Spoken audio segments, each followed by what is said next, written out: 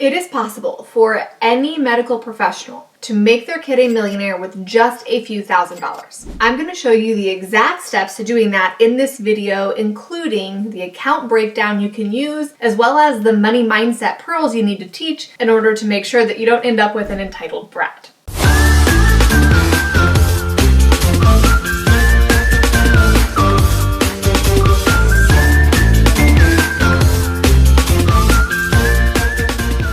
Now, I'm Kristin Burton, a critical care PA, and I became a millionaire at 31 through investing in the stock market and real estate. But way more cool than that, we have set up a situation where our current daughter, who's 3, and our soon-to-be son will both end up multimillionaires from the investing systems that we put into place as soon as they were born. Let's dive in. We use a 4-bucket system. Before I walk through the accounts that you can use to invest to create a millionaire kid, let me explain the system that we use on a weekly and monthly basis to actually teach our daughter about what it means to invest. I'm sure you've heard of the 3-bucket system, give, save, spend for kids. I hate it. I think one of the things that holds most adult medical professionals back with money is that they don't understand that saving and investing have nothing to do with each other. And so I don't want my kid also learning that the only options are give, save, spend. So we created our own buckets. We use give, save, spend, and invest. Now, our daughter is still quite little, and so we do a true allowance. When she's a little bit older, most likely early elementary, we'll switch to a system that actually ties work for the money rather than an allowance or gift type of system. But for now, she gets her age in dollars in quarters. If you're a parent, I don't have to tell you, please be careful with small children in quarters. But with supervision, this is what she does. She gets her quarters and we break them up every single Sunday, however she decides, into her 4 buckets and have a discussion about what each one is as we go. Now, in order to make the concept of investing feel more tangible, I created a small poster with a thermometer tracker for her 3 key investing goals. And we talk in reference to what the investments will create rather than what an investment itself necessarily is. It's easier for a child to conceptualize. So her 3 goals are a life bucket, a retirement bucket, and a college bucket. And as we go through and talk about, money going into the invest jar, we're talking about things like she wants to be an astronaut. So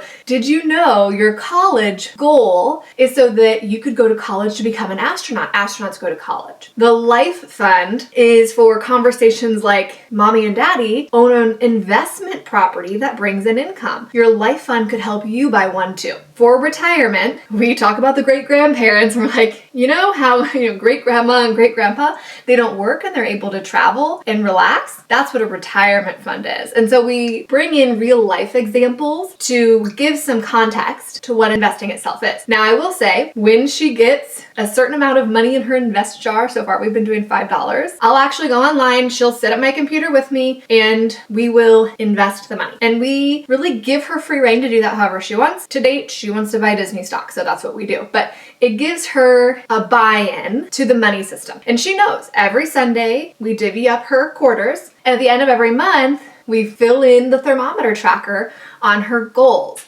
And she'll go and tell her grandma, I'm working on my goals. We're going to do this. And so it's very exciting to see, even at a very small age, how just by having a regular conversation about money and what investing does versus what savings does versus spending money when you go to the store next time on a toy, it helps build those concepts really, really early on. Now, that's the framework for the kid. What about for us, right? What about for the adults who are trying to actually take the money and turn it into millions? So let me explain the account structures you can use to invest on your child's behalf. I'll tell you what we've done, the pros and cons of each, and let you decide what might be best for your family. A 529 is the first account you can use, and it's honestly the most well-known. It's very, very common, but honestly poorly utilized by most folks. Before you ever start to invest in a 529 for your kid, I think you have to begin with the end in mind with all things, right? And the way that I begin with the end in mind is actually by using college cost calculators to determine what the end goal would be. These are great opportunities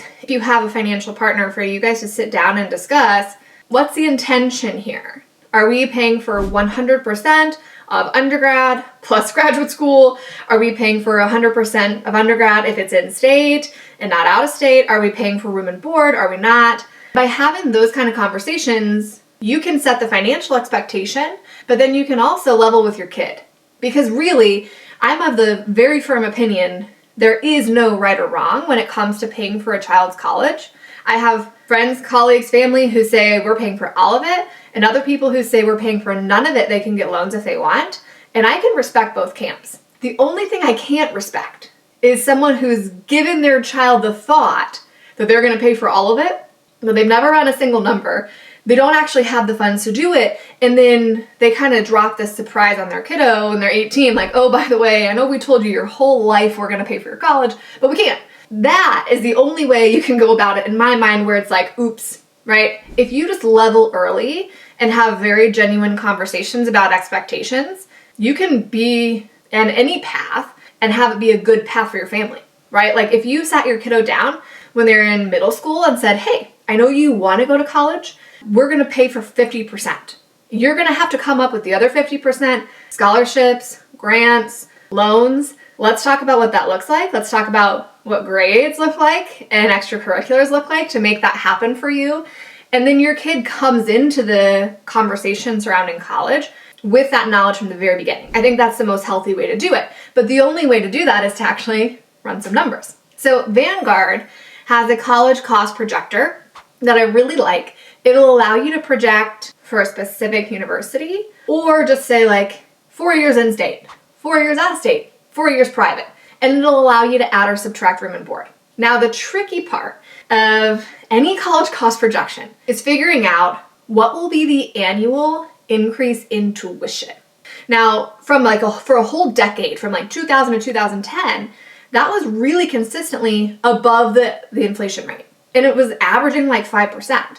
So a lot of times I'll use that in my projections. Now, the last 10 years, it's actually been closer to the inflation rate. And the average has been lower, like around 3%. You'll find you get pretty different numbers depending on if you put a 3% annual increase in tuition versus 5%. For context, for our specific family, for our daughter who is now 3, going to college in 15 years in theory, right? 4 years in state with room and board, assuming a 5% annual increase in tuition lands us with a projected cost around $230,000, $240,000. A lot of money, right? Honestly, I was shocked when I saw the numbers.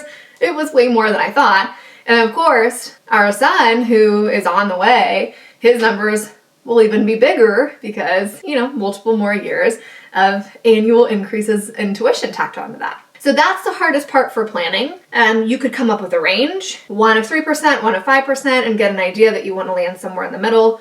All sorts of things can be reasonable. The more informed you are, the easier it is to start. Now, you should know before you open any 529 that a lot of states offer either a tax deduction or a tax credit for utilizing a state-sponsored plan. So there's a lot of ways to figure this out. Vanguard has a nice resource for this for going state by state to see what kind of tax benefit you could get. On top of that, Morningstar actually has rankings that they have come up with over the years and they publish every year. So you can look at that in conjunction with your tax benefit to figure out, should I open up a plan in my state? Should I not? Should I use another resource? But before you skip over your state-sponsored plan, make sure that you check this, right? In Indiana, you can get a $1,000 tax credit if you contribute $5,000 to a 529. Tax credit is pretty nice. And so that's an opportunity I wouldn't want to miss being in the state that I'm in. Make sure you check that first. So now that you have figured out the amount you might want to have invested for college, as well as if your state plan has any benefit, you can look at the general advantages and disadvantages of a 529. So the tax piece is really the big advantage. The growth is tax-free. And if you withdraw for qualifying medical expenses, that's also tax-free. Now, there's no contribution limits, but there are technically gift tax rules associated and a lifetime limit that sometimes is incurred depending on the state, although it's usually quite high and honestly very few people would exceed that. The nice thing about 529 funds is that if your child decides not to pursue an undergraduate or graduate degree in the classic sense, there's still other uses for the funds. You can use it for K through 12 tuition if they opt for private school. You can use it for certain apprenticeship programs, and a small amount can actually go towards student loan repayment. Now, you can always get the money out, even if it's not for college, but you will pay income tax and a 10% penalty on funds that are not used for educational expenses. The nice thing is if your kiddo gets a scholarship or is in a military academy, they actually will waive that penalty. You'll still owe taxes, but you can at least have the penalty waived. Now, the account owner has control here, which is nice, and you can change beneficiaries within the family with no consequences whatsoever. This is the hack that we use to actually open 529s and start investing in them for our kids before they were born.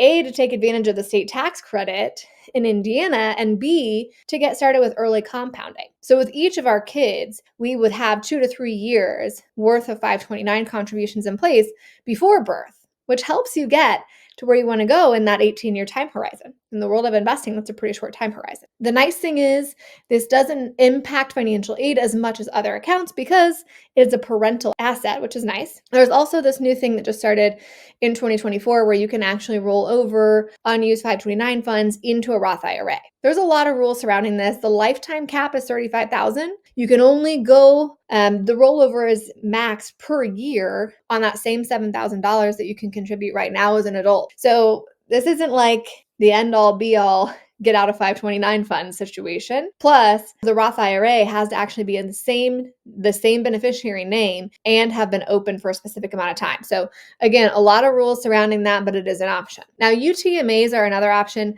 They're way more flexible. So if you're thinking 529s have a lot of limits, I don't know about educational expenses, this is a nice account in terms of unlimited use or options. We use this one in our quote life fund that I was describing earlier. And the way the taxation works, it can be fairly beneficial, particularly at lower levels of unearned income. So when you have really big account balances, it tends to be less so. But at the beginning, unearned income in the account, so you didn't necessarily sell something, but like interest and dividends, the initial part of that is actually going to be tax-free up to $1,350. From $1,350 to $2,700, it's going to be taxed at the child's tax bracket. And then over that $2,700, you're going to be taxed at the parent's marginal tax rate, which would be probably high as a medical professional. So when your unearned income in the account is pretty low, because you have a relatively low account balance, this can work well from a tax standpoint, but for big balances, it loses some of that appeal. Now, the tricky part about this account is that it's actually the minor's asset. And so it does impact FAFSA and financial aid more than other accounts that we're talking about. So keep that in mind. If you anticipate your child getting a lot of financial aid, you might want to steer clear of them having a large UGMA balance. Now, once this kiddo is the age majority, depends on state, 18 to 21, they can use this for anything. And so if you think your kid might not want to go to college, but might start a business, this could be a great account for them to have. Again, capital gains on this account when assets are sold function really similarly to a brokerage account. A taxable brokerage account if you have one for yourself. There's short-term capital gains and long-term capital gains depending on the duration that you've held the security. And then there's some implication for a kiddo filing a tax return. Now, you need to talk to your CPA about this. It gets to the point where you can elect to report this on the parent's tax return if specific conditions apply. But again, there's nuance to which way would be more cost effective, so you should run this by a CPA. Custodial Roth IRAs are another account you can use. Hands down my favorite account, but there's one big tricky thing. So a custodial Roth IRA is no different than your Roth IRA, right? It's just a custodial account because it's for a minor. But the minor has to have earned income, not you, the minor. And so when you open this kind of account, there is a structure where you have to have a paper trail, right, of an actual reported income for the kid. Now, this can be lawnmowing or babysitting, but a lot of people do that as cash under the table. They never report it. You can't do that if you want to utilize a custodial Roth IRA. So big challenge to overcome, but if you do it, the results are genuinely incredible.